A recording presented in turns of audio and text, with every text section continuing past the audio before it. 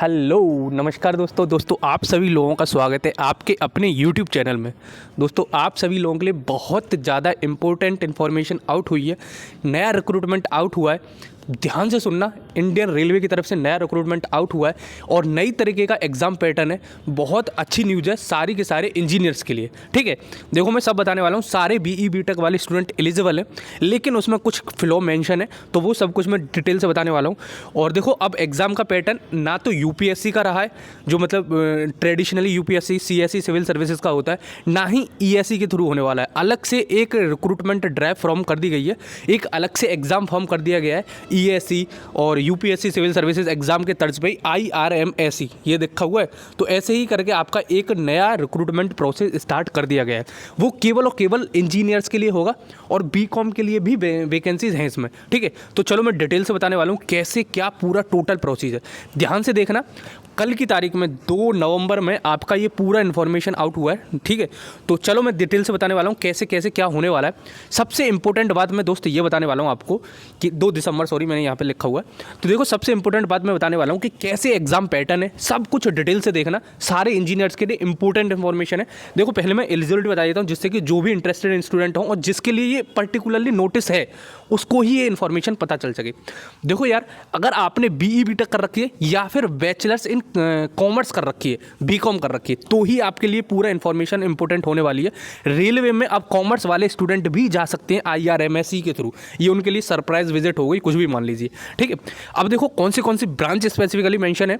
देखो सबसे पहले कोई भी बीटेक ग्रेजुएट हो तो आप फॉर्म भर सकते हो, ऐसा कोई ब्रांच के लिए मेंशन नहीं है कि इस ब्रांच में ही आपकी बीटेक होनी चाहिए। लेकिन पर्टिकुलरली जो सब्जेक्ट में आप पढ़ोगे वो मैं आपको बताता हूँ। Civil engineering, mechanical engineering, electrical engineering, electronics and communication engineering और आपकी कॉमर्स बीटेक जो आपका अकाउंटेंसी है वो है। लेकिन किसी भी आप बीटेक ग्रेजुएट हो, किसी भी इंजीनियरिंग बैकग्राउंड से हो आप, तो आप फॉर्म भर सकते हो as well as commerce background से। ठीक है, चलो मैं आगे बताने वाला हूँ कैसे क्या होने वाला है। 2023 से ऑनवर्ड जो भी आपका पेपर होगा रेलवे के लिए, वो आपका इसके थ्रू होगा। अभी इन्होंने 150 वैकेंसीज निकाली हैं, उसी के बारे में सब कुछ बताया। ठीक है, चलो मैं आपको दिखाता हूँ कैसे क्या होने वाला है।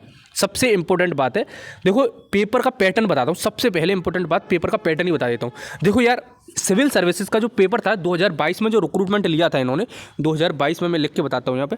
2022 का जो आपका रिक्रूटमेंट हुआ था वो आपका सिविल सर्विसेज के थ्रू हुआ था। उसमें कोई भी कंपलसरी नहीं था कि आप इंजीनियर हो, विदाउट इंजीनियर हो, ह्यूमैनिटीज़ के हो, साइकोलॉजी से हो, किसी भी सब्जेक्ट से हो, तो आप रेलवे में इंजीनियर की पोस्ट ग्रहण कर सकते हो, जो कि बहुत ही ज़्यादा डिजास्टरस रिक्रूटमेंट रहा है यूपीएससी के लिए और रेलवे के लिए। इसी को मद्देनजर रखते हुए इन्होंने एक कमेटी बिठाई। उस कमेटी में एक डिसीजन लिया गया कि भाई साहब इंजीनियर्स तो होना बहुत जरूरी है रेलवे में, तो फिर इंजीनियर्स के लिए अलग से एक रिक्रूटमेंट ड्राइव चालू किया जा रहा है। अब देखो आप कहोगे यार ईएससी से निकाल के ये अलग क्यों डाला गया है, वो भी मैं बताता हूँ। देखो दोस्त, आपको देखो इंजीनियर वाले लोग जो ईएससी के थ्रू जाते थे उनको 100% टेक्निकल नॉलेज हुआ करती थी। उनके पास में कोई भी आपका हिस्ट्री, ज्योग्राफी, पॉलिटी इससे कोई लेना देना दूर दूर तक था ही नहीं। ठीक है, लेकिन उनको ऐसा इंटेलेक्चुअल पर्सन चाहिए था उनके अपने रिक्रूटमेंट के लिए कि भाई साहब उनको ये भी पता हो एज वेल एज टेक्निकल की भी इंफॉर्मेशन उसके पास हो। लेकिन जो 2022 का रिक्रूटमेंट हुआ उसमें ऐसा कुछ भी नहीं था। वो केवल और केवल सारे जो वर्ल्ड की इंफॉर्मेशन रखते हैं, इकोनॉमिक्स की इंफॉर्मेशन रखते हैं, वो आ गए। इंजीनियरिंग का उसको दूर दूर तक नहीं पता उन लोगों को। ठीक है, तो उस रिक्रूटमेंट बहुत ज़्यादा डिजास्टर साबित हुआ। तो अब इन्होंने एक नया फॉर्मेशन किया। देखो मैं सारी स्टोरी बता रहा हूँ, वीडियो थोड़ी लंबी हो जाएगी, लेकिन आपके लिए बताना बहुत जरूरी है। स्पीड इंक्रीज करके देख लेना, चाहे कुछ भी करके देख लेना। ठीक है, और नहीं देखना चाहते हो तो लीव करके जा भी सकते हो, क्योंकि ये इन्फॉर्मेशन बताना आपको बहुत जरूरी है जो प्रिपरेशन कर रहा है या आगे करेगा। देखो इस बार 150 वैकेंसीज आई हैं, लेकिन जो 2-3 साल से जो आपका रिक्रूटमेंट नहीं हुआ है ये केवल टेस्ट फेज की तरह। ठीक है, तो पहली बार में कट ऑफ भी नीचे जाएगी, सब बताने वाला हूँ। उसके बाद में आपकी इंक्रीजमेंट भी होगा वैकेंसीज में। चलो मैं बताता हूँ पहले पैटर्न क्या है।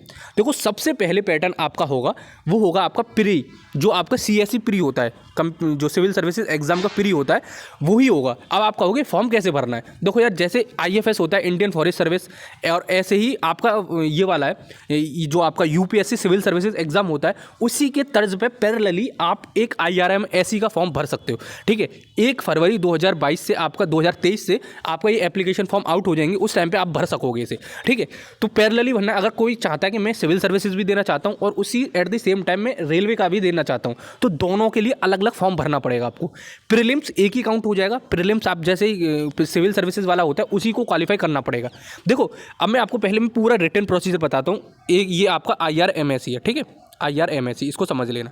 एक एग्जाम है आपका प्री, दूसरा एग्जाम है आपका मेंस, जो कि आपका रिटन टेस्ट होगा पूरा का पूरा, ठीक है। और उसी के पैरेलली आप रख सकते हो यहाँ पे इंटरव्यू, ठीक है। ये इंटरव्यू हो जाएगा, ये 100 मार्क्स का है, ये बाद में बात करेंगे। सबसे पहले प्री की बात करता हूँ। प्री में आपको पता है 2 पेपर होते हैं, पहला पेपर और दूसरा पेपर।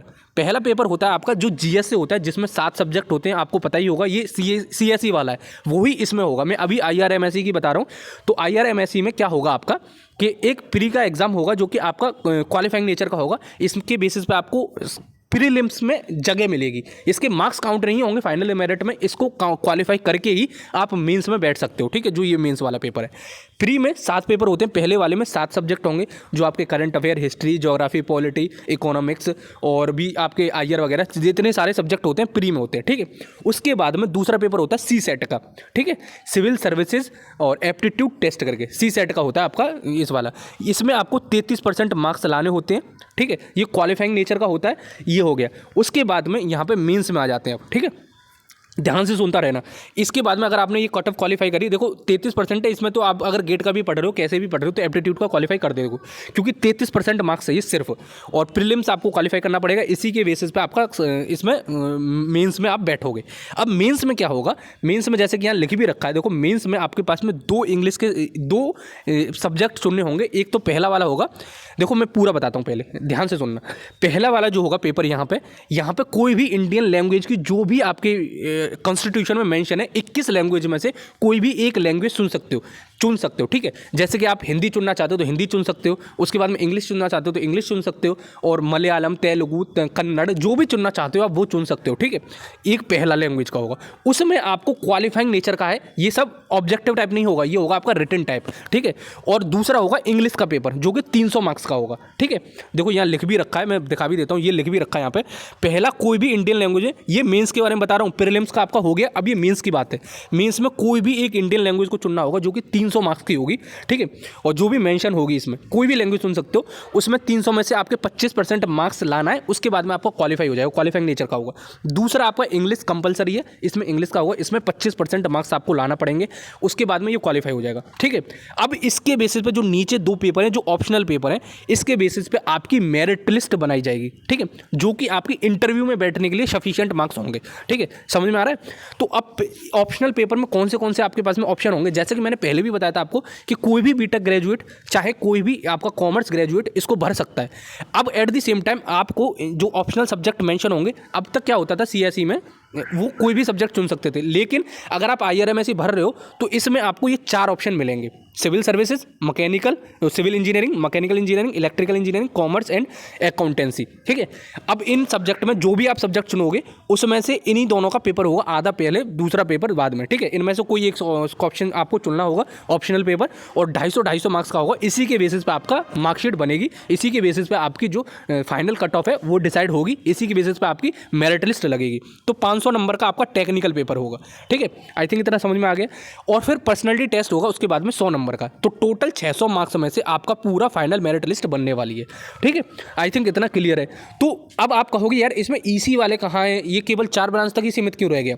इसीलिए मैंने आपको स्टार्टिंग में सबसे पहले ही बताया था कि कोई भी बीटेक ग्रेजुएट, किसी भी इंजीनियरिंग बैकग्राउंड से हो आप, तो एप्लीकेशन फॉर्म भर सकते हो, पर इन 4 में से आपको ऑप्शनल चुनना होगा, ठीक है। अगर आप सोच रहे हो, सपोज करो आप कंप्यूटर साइंस से हो और आपको रेलवे में ही जॉब करनी है, आपको यूपीएससी क्रैक ही करना है, तो भाई साहब आप सिविल सर्विसेज, सिविल इंजीनियरिंग ले लो, मैकेनिकल इंजीनियरिंग ले लो, ऑप्शन में आपका बीटेक ग्रेजुएट होना कंपलसरी है, लेकिन आप चुन कुछ भी सकते हो। जैसे कोई सिविल इंजीनियरिंग का स्टूडेंट है, उसको मैकेनिकल आती है, तो वो मैकेनिकल इंजीनियरिंग चुन सकता है ऑप्शनल में, ठीक है। एट द सेम टाइम ऐसे ही ईसी वाले स्टूडेंट सोच रहे होंगे यार हमारे लिए तो कुछ रहा ही नहीं, जबकि ईएससी की प्रिपरेशन करते हैं लोग, जो इंजीनियरिंग सर्विसेज एग्जाम है, ईसी का पेपर होता है। तो ईसी वाले कैंडिडेट, देखो इलेक्ट्रिकल इंजीनियरिंग और ईसी इंजीनियरिंग का आधा सिलेबस लगभग सेम है, तो EC engineer, electrical engineering plus instrumentation engineering, telecommunication, जो भी स्टूडेंट है वो सारे इलेक्ट्रिकल इंजीनियरिंग में भर सकते हैं। इसी को ध्यान में रखते हुए कि भाई साहब ईसी इलेक्ट्रिकल में बहुत ज़्यादा स्टूडेंट हो जाएंगे, इसलिए इसमें इस बार वैकेंसीज डबल हैं और ब्रांचेस से, ठीक है। चलो अब मैं वैकेंसीज की भी बात कर लेता हूँ। देखो सिविल इंजीनियरिंग में 30 वैकेंसी निकाली इन्होंने, मैकेनिकल में भी 30 निकाली हैं, लेकिन इलेक्ट्रिकल इंजीनियरिंग में 3-4 ब्रांच क्लब हैं, जैसे कि इलेक्ट्रिकल इंजीनियरिंग होगी, इलेक्ट्रॉनिक्स एंड कम्युनिकेशन इंजीनियरिंग होगी, ईएनटी हो गया, और उसके बाद में इंस्ट्रूमेंटेशन हो गया। ये सारे ब्रांचेस इलेक्ट्रिकल के अंडर ही डालेंगी, तो उनके लिए 60 वैकेंसीज रखी गई हैं, ठीक है। और सबसे ज़्यादा सरप्राइजिंग बात है कि भाई साहब कॉमर्स को रेलवे में यूपीएससी के थ्रू सिलेक्शन हो रहा है, तो उनके लिए भी 30 वैकेंसीज है। ठीक है, आई थिंक इतना समझ में आ गया। मैं बहुत डिटेल में इसीलिए वीडियो बना रहा हूँ कि आपको सब कुछ समझ में आ जाए। ठीक है, उसको क्वालिफाई करने के बाद में आपका सिलेक्शन हो जाएगा। ठीक है, कुछ इंपॉर्टेंट डेट्स भी मेंशन कर रखे हैं, देखो यहाँ पे लिख भी रखा है कौन सी ब्रांच में कौन सी है, और आपको मैंने सब कुछ पढ़ के बता दिया है। ठीक है, और जो आपका देखो सबसे इंपॉर्टेंट बात है, जो आपका नोटिफिकेशन आउट होगा वो 1 फरवरी को होगा। ठीक है, और जो प्री का पेपर होगा, जो आपका प्रीलिम्स का, वो होगा 28 मई को। तो ये आपको ध्यान रखना है। और सितंबर के टाइम में आपका मेंस का एग्जाम होगा। तो दोस्त, जो भी प्रिपरेशन ईएससी की कर रहे थे या फिर सिविल सर्विसेज के लिए, देखो आप प्री का देखो इस बार कट ऑफ बहुत कम जाएगी एज पर माई नॉलेज। अब देखो एज की भी बात कर लेता हूँ कि क्योंकि बहुत सारे लोग बोले होंगे ईएससी में 30 साल एज थी, तो यहाँ पे एक पॉजिटिव न्यूज़ है। मैं अनरिजर्व्ड की बात कर रहा हूँ, तो अनरिजर्व्ड के लिए यहाँ पे 32 साल एज लिमिट कर दी गई है। ठीक है, 32 साल एज लिमिट है आपकी। और जनरल को 6 अटेम्प्ट मिलेंगे, ओबीसी को 9 अटेम्प्ट मिलेंगे, जो आपका सिविल सर्विसेज में होता है वही है। और एससी एसटी के लिए कोई लिमिट नहीं है। ठीक है, ये आपको देखने को मिलेगा। तो आई थिंक आपको सब कुछ समझ में आ गया जो मैं बताना चाहता था। 11 मिनट की वीडियो मैंने इसीलिए बनाई है आप सभी लोगों के लिए कि हर चीज़ आपको क्लियर हो जाए।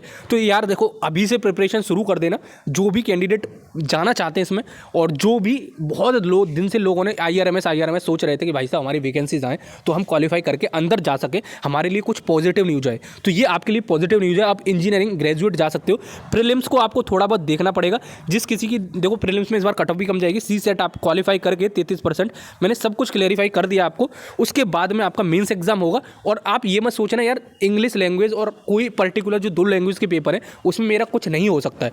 देखो आपको 25% मार्क्स गेन करने हैं। अब आपको सोचना होगा कि कैसे पढ़ना है, क्या पढ़ना है। 25% not a big deal I think. ठीक है, तो ये सब कुछ आपके लिए सब कुछ मेंशन कर दिया है। अगर कहीं भी कैसे भी कोई भी डाउट हो तो कमेंट बॉक्स में आप मेरे से पूछ लेना। मैंने आपके लिए इसीलिए इन्फॉर्मेटिव वीडियो हो, इसीलिए मैंने थोड़ी सी बड़ी बनाई है। चलो फिर मिलते हैं अगली वीडियो में। जब तक के लिए जय हिंद, जय भारत।